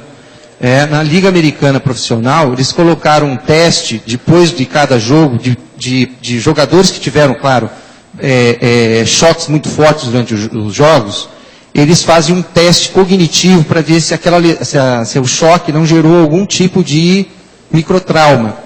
Né? E os jogadores são alertados. Se eles tiverem um microtrauma na mesma região, isso pode dar uma síndrome lá, talvez até para você colocar até na síndrome aqui. Tá. É uma síndrome do retrauma que eles chamam. Se você bater a cabeça no mesmo lugar 2 vezes, né, e isso tem uma chance muito grande de você ter problemas mais sérios cognitivos depois da meia-idade. Eu quero botar isso, por quê? Porque tem direto a ver com a minha vida também. Porque assim, ó, eu estou fazendo esse verbete, gente, com todo o egoísmo possível para a minha próxima vida. Porque assim, ó, nessa vida, você sabe que eu fui capaz de dar salto mortal na praia diversas vezes. Sabe o que é isso? Sair correndo, virar e cair de pé de novo. Com toda a paralisia infantil que eu tive. Então assim, eu era risco maníaca, né? Entendeu? Eu pulava da ponte, pulava da pedra na água, essas coisas assim. A hora que bate os pés na areia, seu cérebro vai para baixo. Mas aí eu ia para a onda, né? A onda quebrava assim e eu não tinha tanto impacto. A minha sorte. Mas mesmo assim eu não sei se essa coisa da minha coluna aqui, ó, da cervical, é da paralisia mesmo ou se é dessas coisas. Hoje já estão fazendo uma derivação da esteira aeróbica para a pessoa não bater o pé no chão. Você já viu que é aquela aqui, ó. Tipo bicicleta, que a pessoa fica assim. Aí ela não bate, para não ter o trauma. Então eu quero tudo que me alerte para a próxima, eu quero, entendeu? Aí tem também, Rosa, dentro disso... Eu espero que eu veja esse verbete aqui na próxima. Agora, há muita gente cabeça dura, que já teve, não foram 2 traumas no mesmo lugar, 2.000, e continuam burrildas e burroides. Então, cabeça dura também é um negócio que a gente tem que lembrar. Existe o casca dura e o cabeça dura, tá certo? Aí tem agora, também dentro... Seria adequado facilitar o retorno sanguíneo e melhor irrigação do cérebro, utilizando a prática de sentado, deitar a cabeça entre as pernas, relaxando todo o corpo por alguns minutos? Olha, isso é bom, mas para quem está desmaiando, quem tem algum problema de hipotensão, etc. Mas no normal, né? Eu não sei se hoje estão indicando isso, não. Tem gente que fizer isso pode até piorar mais, que está indo demais, que já tem muito sangue na cabeça. Eu acho que o problema do idoso é sangue demais na cabeça. que ele não circula. Agora, isso aí porque pode, o derrame é por isso. Hipotenso. Uma pessoa que está na beira de desmaiar. Mas eu não sou médico, vocês agora, têm que falar. Os dois universitários que vão falar isso. Os neurologistas nunca conseguiram detectar a sede da consciência no cérebro. No máximo, especulam ser impulsos elétricos. Somente conseguirão detectá-la se passar a usar a ciência extrafísica. Vamos ver, né, com o tempo. Agora, o impulso nervoso é uma coisa muito séria. Pense bem no impulso nervoso, né? Isso já faz a pessoa pensar um pouco. Impulso nervoso. Agora, uma coisa que eu acho que faz muita importância, eu sei porque eu não posso fazer muito exercício físico, assim, de andar, por causa de todo o processo meu muscular, né? Mas, assim, uma coisa que eu não deixo de fazer, que o senhor fala sempre para a gente fazer, eu faço uma variação, né, do que o senhor indica fazer, é a respiração, exercício de respiração. É impressionante como muda a questão cerebral da gente. Não, o problema é ver como é o processo pulmonar. Se a sua expansão é boa ou não é. O problema é esse. Mas assim, eu aprendi até fazendo um livro que a Cris me por exemplo, eu queria arranjar aquele aparelho da pessoa soprar. Mas é que tem que arranjar aquele bico, o bocal, tudo diferente, porque cada pessoa muda. Senão pega até Alzheimer. Mas eu queria trazer isso para o CAEC, para todo mundo soprar, para a gente ver como é que estão seus pulmões. Mas o senhor isso é muito indica, importante, a expansão pulmonar. Mas o senhor indica aquela de descendo ali Não, eu indico a pessoa sair daqui, no caminho da lógica ela fazer bastante exercício. Isso. Agora, o exercício é o seguinte, os dois braços para trás, para fundo, lá embaixo, chupar o ar e depois soltar tudo de novo, do mesmo jeito. Agora, fazer isso algumas vezes até lá embaixo. Tem 200 metros aí para ela andar. Isso aí ajuda. Eu faço. Outra coisa, ela chega lá, vai ter mais processo de circulação cerebral, ela vai entender o que a gente falar. Ou vai entender o que está escrito no dicionário. Porque senão ela chega lá, não adianta nada. É preciso ter um sorriso na hora que entra, que é o que a gente pede para a pessoa dar um sorriso. Mas o sorriso só não ajuda a cabeça. Agora, uma outra variação, porque esse exercício, eu às vezes abria o holociclo, ia lá para fora e fazia. Mas eu tenho que ter cuidado na hora de fazer esse movimento, porque você com o computador, com isso, com aquilo outro, não dá muito para fazer. Mas tem um outro, que normalmente, assim, era hábito já meu, descer não precisa de ser uma coisa extrema, não. Não precisa. Mesmo a pequena já dá expansão pulmonar. Então, aí isso aqui é importante. Agora, é bom mexer com os braços, porque ajudam o processo muscular torácico, o músculo aqui. Mas a gente desce com o computador, peitorais, bolsa, como isso ajuda. Entendeu? Agora, tem um outro que não precisa, é só com o nariz. Eu aprendi com um livro também que eu li. É fazer aquela respiração igual o cachorrinho, bem rapidinho, assim. Bem rapidinho, eu desço aquilo ali, tudinho fazendo aquilo ali. Existe uma outra coisa. Você chega lá embaixo, você está. Existe uma outra coisa que o povo esquece, que eles não recomendam, porque não veem, ou passa despercebido, ou não ligaram para o negócio. É esse negócio de carregar mochila, isso não dá certo. Vocês já me viram carregar alguma mochila na vida? Não. De um lado só eu não carrego de jeito nenhum. Tem que botar. Eu não faço isso nunca. Outra coisa, se você de pendura de um lado, vai dar problema. Não dá. O processo do. De um lado só é impossível. Se você põe o negócio para trás, vai dar problema dentro da situação. Porque bate aqui, ó.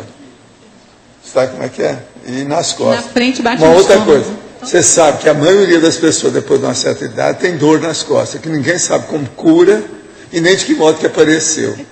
E dor nas costas é um fato. E outra coisa, é muito ruim isso para nós que procuramos ter vida intelectual, ter dor nas costas. Porque você fica 3 horas numa cadeira, daí a pouco começa. Você tem que levantar. Eu jamais passo de 2 horas sentado, muito tempo. Aqui, por exemplo, eu venho, eu quero já levantar logo. E já está passando de 2 horas. Você entende como é que é? A Organização Mundial de Saúde, ela distribui uns exercícios de alongamento para ser feito na frente do computador. Ele fica na tela, você abre e acompanha aquilo. São movimentos muito simples que você repete alguns segundos por dia e que te dão. Mas é ótimo, simplesmente ótimo. Você lembra e você faz. E uma outra condição também, Rosa, que vale a pena que o Rui comentou, é a demência do boxeador. Hoje é uma doença mesmo, que já é descrita tudo. Não, e o futebol? Que leva pancada até ficar lelé da culpa. Vale a pena também você colocar. Mas isso está contido no que o Rui vai passar para mim. Rosa, no ar. Nesse antitóxico aqui, eu também fiquei sabendo há pouco tempo, e aqui nas cataratas é bastante utilizado, aquele repelente sei. Off. É repelente Off, é a marca Off. É bastante usado, bastante vendido lá. E aí eu tive contato com a pessoa que trabalha lá e vende também o repelente. Aí eu falei para ela que eu tinha lido um artigo que estava falando sobre o problema da substância, né? Da substância química que tem nesse off, que dá uma leseira na cabeça da pessoa. Né? A pessoa fica alterada mentalmente, né? Até questões cognitivas começam a ter algumas dificuldades cognitivas. E só passa quando ela toma banho. Toma banho e tira aquilo tudo. E tem pessoas que têm overdose dessa substância quando elas passam na roupa, porque quer fazer o repelente durar muito, então molha a camisa também. Molha a camisa, e isso dá overdose. Isso mexe muito com a cabeça da pessoa. E aí, eu falando com ela, isso foi em aula, depois ela veio falando, eu mexo com isso aí lá nas cataratas, ela vende isso, e ela também usa. E ela já tinha percebido que a cabeça dela está ficando bastante afetada, e ela não sabia do porquê era esse efeito. Eu tenho assim, um problema também, assim, eu comigo, né, agora, né, uma idiosincrasia Rosa Mundo. Eu tenho uma alergia a esse tipo de plástico que tem saído agora, e eu vi no livro do Kansas, ele falando sobre alergia cerebral. Foi o primeiro, eu já tinha lido esse livro há um tempão, né, desde que eu cheguei aqui, em 2001, mas agora, preparando aí para ontem, assim, eu me deparei com isso de novo, eu falei assim, gente, isso é a minha realidade aqui. E ele descreve direitinho aquele mal-estar, aquela depressão, aquela leseira. Então, assim, se eu fico, não sei se vocês percebem, mas assim, eu não fico muito próximo de alguns computadores. Se eu fico próximo do computador, aí daqui uns 10 minutos, assim, eu já me acostumo com aquele cheiro, entre aspas, porque eu não tenho nem olfato. Assim, aquele incômodo passa, mas passou aquele incômodo, eu fico vontade de chorar, vontade de deitar, eu fico burra mais do que sou, sabe, eu não raciocino, eu tenho uma série de consequências. E aí o livro estava explicando que tem alimentos que a pessoa também tem isso. E eu estou percebendo que alguns alimentos também me fazem isso. Então, assim, esses alimentos, assim, quando colocam sazon, né, comida do amor, não sei o quê, para mim não é do desamor, entendeu? Porque eu não posso usar nenhum tempero, por exemplo, massa de tomate com corante, se eu comer alguma coisa com corante, aí eu tenho essa mesma repercussão. Então você tem que ir cuidando. Tem um item aqui da linha aqui, da profilaxia, que é a reciclagem, né? A autorreciclagem que é mais ou menos isso. Você tem que conhecer o teu corpo, aquilo que o professor Valdo falou. Às vezes você dá vontade de fazer um negócio, assim, eu tenho maior vontade, assim, eu tenho maior pique para fazer qualquer coisa, até brincar de pique mesmo, né? Só que eu não posso fazer. Então eu não posso fazer. Isso para mim está sendo dificílimo. Os caras dão soco na parede. Como as paredes lá são de madeira ou de papelão, tudo fura, né? Para mim está sendo muito difícil isso, mas eu tenho que aprender a fazer. Agora, ó, uma das coisas que eu tenho muito critério e medo não fazer. É tudo que diz respeito à pele, passar qualquer coisa na pele. Isso também eu não posso. Eu sempre combati isso. Agora, existe um processo muito sério, que é um negócio que eu aprendi ainda era rapazinho, antes de começar a estudar medicina. Teve um senhor que tinha muita experiência na área de medicina que falava, o supositório, injeção na veia é a mesma coisa. Passar alguma coisa na sua derme é uma injeção muscular. Eu nunca pude esquecer aquilo. Na faculdade eu tentei ver se o povo falava, ninguém disse nada disso. Mas olha, que ele tem razão na opção de cor, tem. O processo dos desodorantes que dão câncer na mama, olha aí. Eu tenho problema até com shampoo. É a maior prova disso. Eu tenho problema com shampoo, professor Valdo, agora estou mandando manipular. Eu descobri assim, porque não tem médico que me diga o que fazer, os exames não dizem nada, aquelas fórmulas que tem lá no shampoo, eu fiz um monte de teste, mas não bate, o nome não bate um com o outro, porque Um é nome técnico, outro é nome... Eu não consigo identificar, eu vou pela experiência. Eu vou pela eliminação. Então, assim, eu andei comprando alguns shampoos que me fere o nariz completamente, fica sangrando, e é como se desse uma parestesia. Não, fica coisa tudo de aqui shampoo tomado. são os olhos. Aí, assim, você só passar pelo shampoo. shampoo na sobrancelha é um dos grandes problemas que a gente tem na vida. Só com shampoo, imagina. Aí eu tenho que ficar mandando manipular, e assim mesmo, mandei manipular umas 3 ou 4 fórmulas, até encontrar uma que não me dá esse problema, assim mesmo eu tenho que lavar rapidinho a cabeça e não posso ficar com muito charme com a minha cabeça. Agora, vocês sabem que o processo de caspa é um problema genético. Então, uma pessoa, por exemplo, que tem caspa na sobrancelha, ela vai passar shampoo para melhorar o negócio, mesmo que seja esse anti-caspa, é um problema por causa dos olhos. Se não tiver cuidado, vai tudo para os olhos. E outra coisa, às vezes a pessoa tem, o critério de passar o shampoo sem ele virar espuma, mas ele puro passa.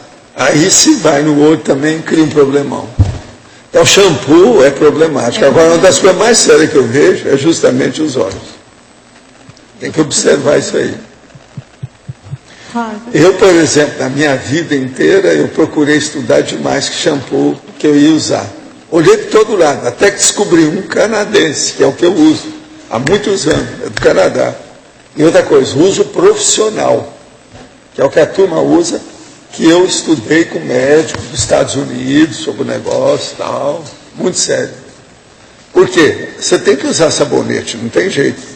E em cabelo, shampoo é melhor do que sabão. Sabonete eu tenho um só que eu estou usando e que não dá nenhum problema, eu estou usando. Agora aqui, tenho boa memória para números, fisionomias e ideias, mas tenho dificuldade de lembrar nomes, detalhes do conteúdo de artefatos saber, conversas e alguns fatos do cotidiano.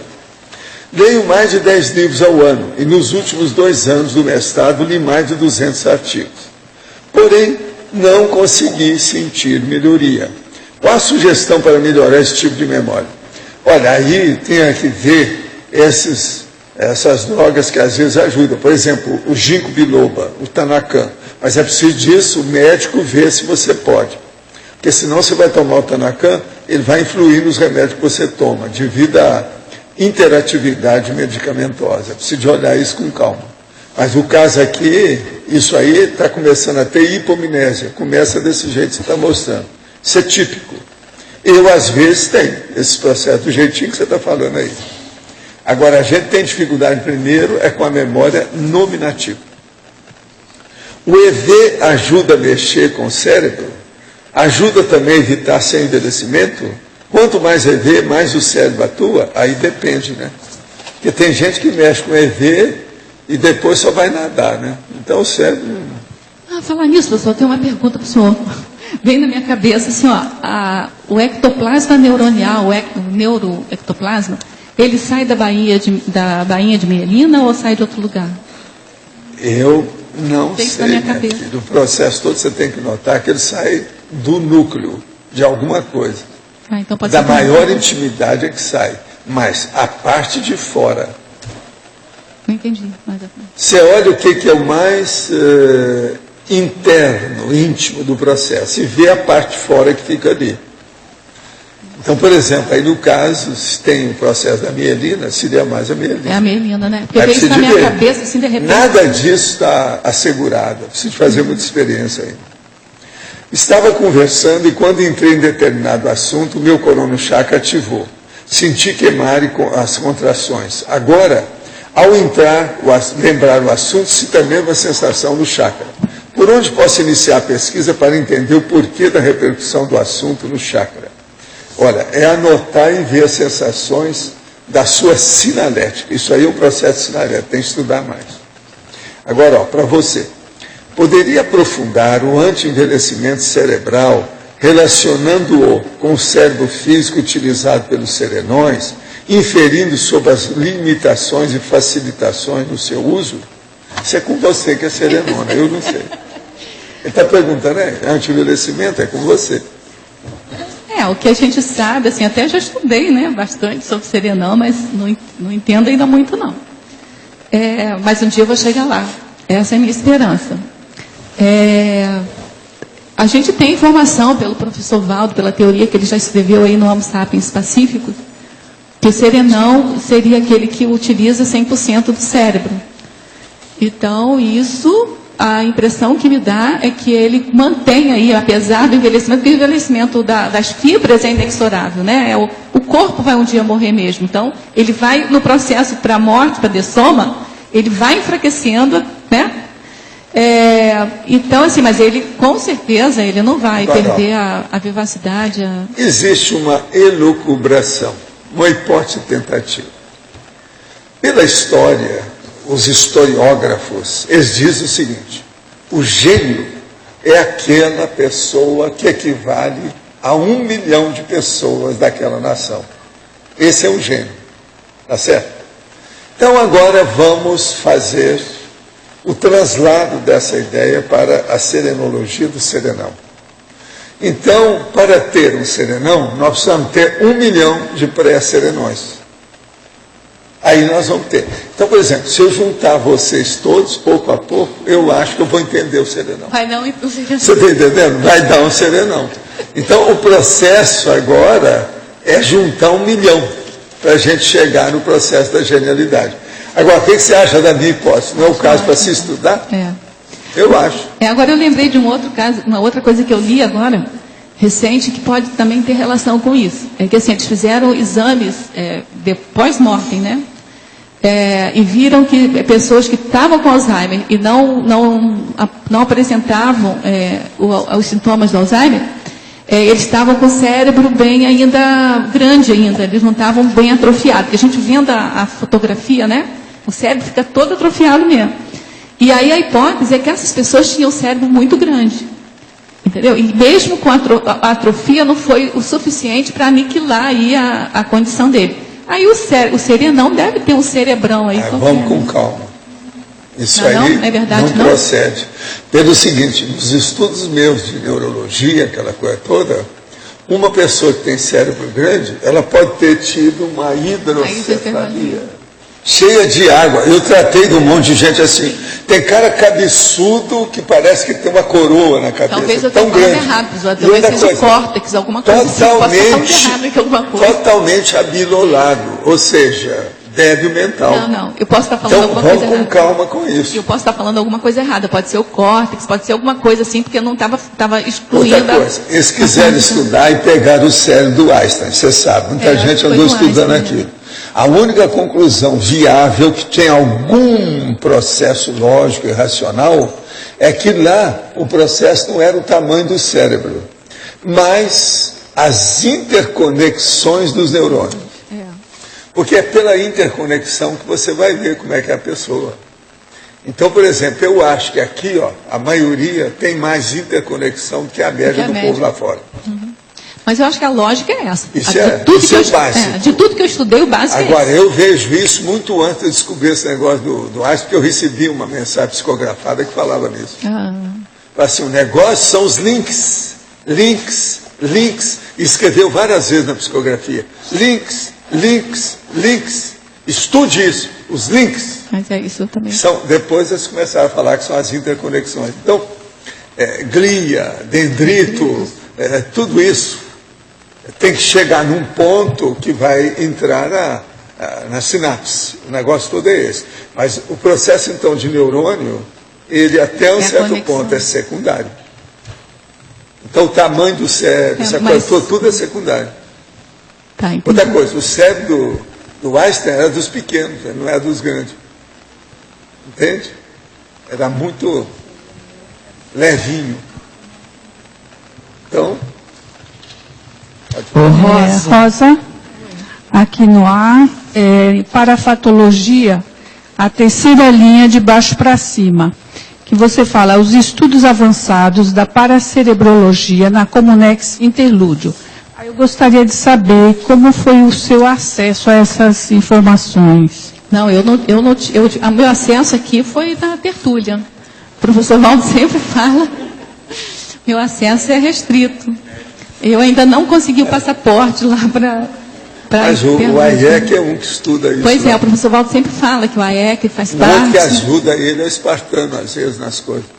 Agora, o Espartano, essa temporada, tem uma temporada que ele está trabalhando fora.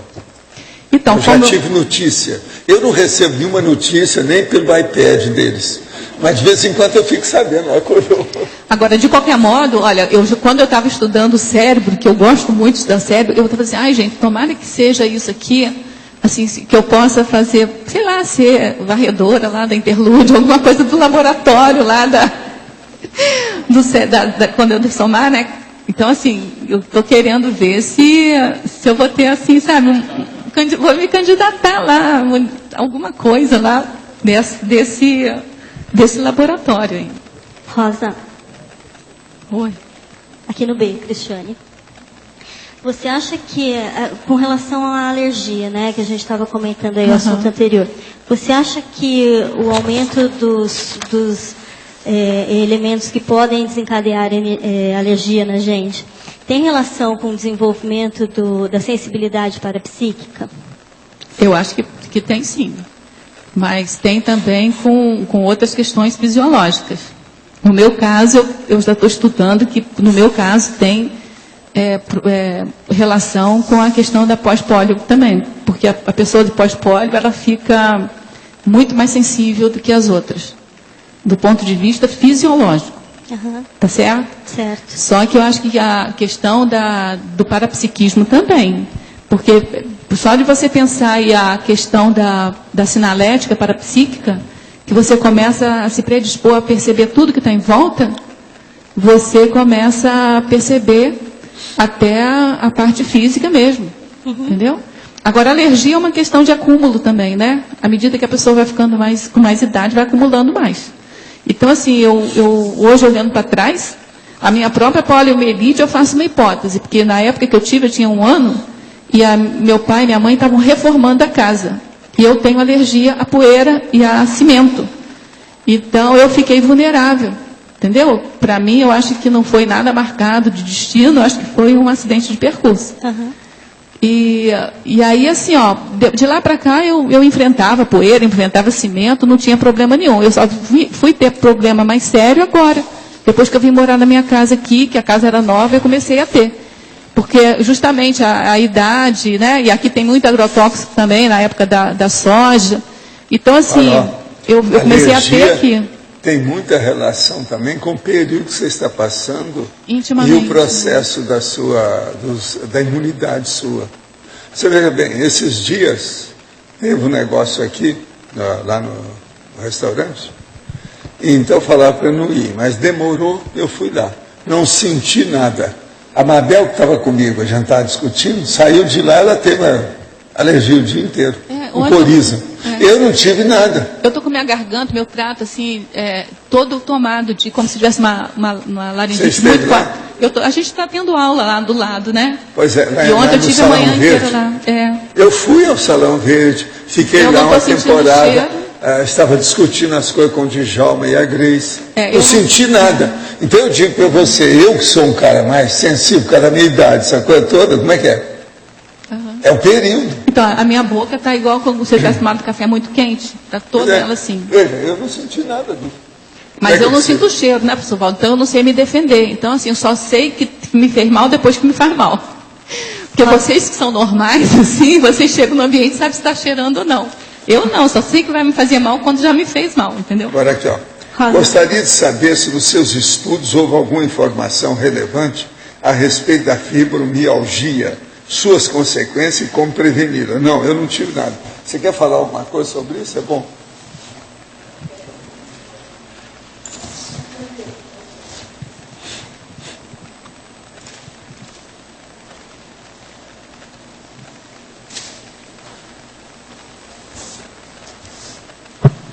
A fibromialgia é uma doença relativamente recente, considerada um diagnóstico de exclusão e caracterizada pela pessoa apresentar dores em diferentes pontos do corpo. Então, basicamente é isso, uma doença que os neurologistas mais atuam, de vez em quando também os reumatologistas, e é principalmente caracterizada por isso. Ainda considera uma doença obscura e um diagnóstico de exclusão. Isso significa que para a pessoa ter esse diagnóstico, ela tem que excluir várias outras possibilidades de doenças. Então é isso, é caracterizado por esses pontos. As pesquisas atuais, até onde eu sei, param por aí. Não sei se mais alguém quiser complementar. É isso aí mesmo. Rosa, Cícero bem. Eu tenho uma colocação com relação, por exemplo, ao anti-envelhecimento. Muitas pessoas, às vezes, não se conscientizam de que a vida está sendo mais longeva e tal, e não se preparam para isso. Talvez ficaria aí uma sugestão, talvez para acrescentar na própria profilaxia, algo nesse sentido, de uma conscientização maior quanto à longevidade. Você chegou a colocar Você nesse viu ponto? aí na folha 6, no último parágrafo aí, longevidade? No contexto da biogerontologia, a meta para a consciência é aumentar a longevidade ativa, livre de restrições e de dependências funcionais.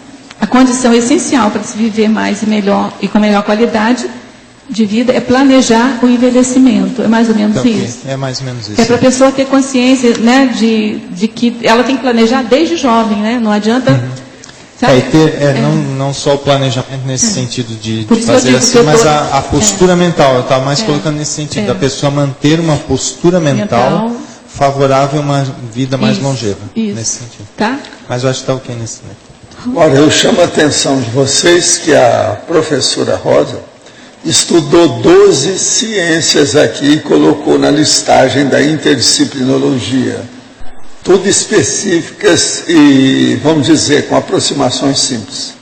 Neurociência cognitiva, neurociência computacional, neuroanatomia, neurologia, neuropsicologia, neurobiologia, neurociência celular, neurociência molecular, neurociência integrativa, neurofisiologia, neuroética e neuroconscienciologia. Além de outras que ela andou tomando, que abordou, por exemplo, na mitologia tem a neuromitologia. De modo que só aí tem 12 áreas, especialidade, que mexe com o processo da neurologia. Hoje eles não estão gostando mais de falar em neurologia, eles falam neurociência. E neurocientista, quer dizer, arranjar um grau melhor para a situação. Mas isso eu acho que é a base do processo de envelhecimento, é estudar isso aí. Agora, se estudar agora a neuronanotecnologia. Tá certo? Essa eu estou esperando para ver o que vai dar. Está faltando aqui. Professor, dá tempo de fazer mais uma pergunta ainda? Aqui na B. Dá tempo? Ainda sobre a questão da alergia e intoxicação, né? Eu queria saber, ouvir a opinião do senhor ou dos outros médicos com relação ao fumacê da dengue. Esses dias eu estava no trânsito, eu passei de carro por um ambiente que tinha acabado de ser pulverizado o fumacê, né? Eu passei muito mal, essa sensação aí de some, dá branco, trava, tranca. É uma economia de males? É necessário? O melhor aqui em Foz é quando eles estiverem julgando agrotóxicos na plantação de soja, é bom a pessoa não sair muito para esses lugares. Eu condeno, desde que eu cheguei para cá, faz 16 anos, esse processo de ter plantação de soja dentro do perímetro urbano. Eles têm que acabar com isso. Mas, você andando aqui um pouco, tem uma das maiores plantações. Quando tem isso, eu não saio de casa. E o fumacê da dengue? Eu saio com o carro fechado, com ar-condicionado lá dentro. Porque isso aí é terrível, porque o vento traz de lá para cá, aqui sopra muito vento de lá para cá. Então você sente direitinho que tem alguma coisa. Não precisa nem de me falar que eu sei quando tem agrotóxico. Entende? Porque aqui praticamente não tem poluição, você vive no meio do mato. É zero partícula no ar, a maior parte do tempo. Pior as coisas aqui, justamente, é quando tem agrotóxico. E quando cortam a soja também. Que aí quando cortam vem aquela fuligemzinha assim, ó. Sei, mas o processo mais sério é o agrotóxico na soja. O fumacê da dengue é a mesma coisa, então. Fecha, separa. Melhor é evitar sair naquele lugar. Agora, o que é ruim aqui em Foz é isso que eu sempre falei. No perímetro urbano tem plantações de soja. Isso é um problema. E eles não sabem fazer a plantação sem agrotóxico. A maioria aí não faz porque tem interesse econômico-financeiro, é um problemão isso aí. E outra coisa, Paraná e Santa Catarina já matou muita gente, até cantora aí, etc., e não adiantou nada. Fizeram muita repercussão disso, ficou por isso. Sabe falar nisso o tempo todo. Agora veja, as queimadas. Ele ainda faz queimada até hoje no Brasil, por aqui, por todo lado. Eu vejo o povo combater a queimada desde que eu era criança. Faz 70 anos. E aí continua do mesmo jeito, queimada do mesmo jeito. Quer dizer, a natureza humana é fogo. Se tem um interesse qualquer, se o negócio é particular, o negócio pode afetar a coletividade. E a coisa é feita intramuros, pequena, só aquela pessoa, não aparece muito. Isso aí é um problemão. Agora, Rosa, eu quero te falar, foi muito bom o seu verbete. Estou esperando agora os seus livros, a Mega Gescom, sua obra-prima. Sabe, nós todos estamos esperando, eu, a Adriana, o Antônio, a Dulce, a turma toda, a outra Rosa, você está entendendo, Ramalho, que está ali. Nós todos estamos esperando essas obras-primas. E outra coisa também, a Socorro está aí de olho, para ver o que é que tem. De modo que, vamos ver o próximo passo seu. Os nossos comerciais, por favor. Obrigado. As pontuações de hoje: 102 assinaturas no livro de presença, 15 perguntas presenciais, 19 perguntas online, 42 votos presenciais e 14 votos online. Hoje teremos os recados da Virgínia sobre palestra online da Sinvex, o Júlio sobre a segunda semana da reeducação consciencial, a Marta sobre debate, reciclagens e PROEX, a Cristina Aracaki sobre o simpósio de democracia direta e a Neida sobre o curso do professor Marcelo da Luz em Curitiba. Antes com vocês, o Fernando sobre o programa Amigos. Boa tarde a todos. O programa Amigos da Enciclopédia apoia o primeiro Congresso Internacional de Serenologia e o 9º Congresso Internacional de Inversão Existencial, que será promovida pelo ARAC e pela Sinvex. O Alessandro da Sinvex vai falar sobre o evento. Gostaria de convidar todos vocês a virem participar desse mega evento que visa a manutenção da Enciclopédia da Conscienciologia e a sedimentação do campus da Sinvex a partir da abertura do Laboratório Serenário. Vamos todos apoiar esse evento de 23 a 26 de junho de 2011. Contamos com a sua presença. Muito obrigado. Lembrando que 50% da renda líquida desse evento vai ser direcionada para a Enciclopédia da Conscienciologia. Boa tarde, pessoal. A Sinvex vai ter hoje às 15 horas a palestra online quinzenal. Hoje vamos ter a professora Kátia Aracaki com o tema Viagens Internacionais na Juventude. Para acessar, tem que entrar no site www.asinvexis.org. Então, todos estão convidados a assistir a esta palestra online, que vai ser através do site da Sinvexis com a professora Kátia Aracaki. Obrigada.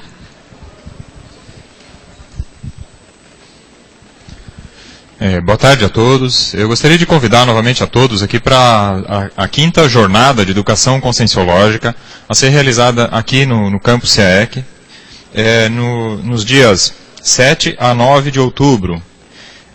Ainda estão abertas, foram prorrogadas a chamada de trabalhos até o dia 16 agora de maio. Então quem tem algum achado ou alguma experiência, alguma vivência, alguma proposta na área de educação conscienciológica, está convidado a submeter o seu artigo para essa jornada. Venha compartilhar a sua experiência. Obrigado. Boa tarde a todos. O convite é para o debate que acontecerá aqui no CAEC das 15 às 17 horas na sala 1. O tema é reciclagens e PROEX. Todos estão convidados. Boa tarde a todos. Eu queria trazer algumas reflexões para vocês. Quais os principais desafios para a consolidação do Conselho dos 500 na Cognópolis? Em qual extensão a prática cosmoética da participação política direta favorece o exercício do direito à evolução? Essas e outras questões vão ser debatidas no primeiro Simpósio Internacional de Democracia Direta, o primeiro evento sobre política e parapoliticologia, que ocorre na CCCI, nos dias 3, 4 e 5 de junho, aqui em Foz do Iguaçu. As inscrições estão abertas. Para mais informações, consultem o site www.simposiodemocraciadireta.com.br ou entre em contato com o CIAEC. Obrigada. Boa tarde a todos. Este recado é para o pessoal de Curitiba, tertulianos e teletertulianos e cidades próximas, avisando que o professor Marcel da Luz vai estar nos dias 12, 13 e 14 de maio próximos, fazendo o lançamento da sua obra, Onde a Religião Termina. Também vai falar uma palestra gratuita e oferecerá um curso, que vai ser baseado nessa obra, né? Para quem tem interesse, gente, o cronograma é o seguinte: dia 12 de maio, às 19h30, haverá o lançamento da obra, na Livraria Curitiba, do Shopping Palladium. No dia 13 de maio, às 19h30, haverá uma palestra gratuita no Hotel de Ville. E dia 14 de maio, a partir das 9 horas, que o curso ocorre o dia todo, vai ser o curso de Extensiologia, também no Hotel de Ville. Para quem tem interesse, maiores informações pelo telefone 41 3233 5736 ou ainda no e-mail contato@reaprendência.org. Estão todos convidados. Para amanhã teremos o verbete Neuroconscienciologia, eleito com 18 votos, a especialidade para neurologia, o autor, o professor Roberto Almeida. Obrigado pela presença de todos e até amanhã.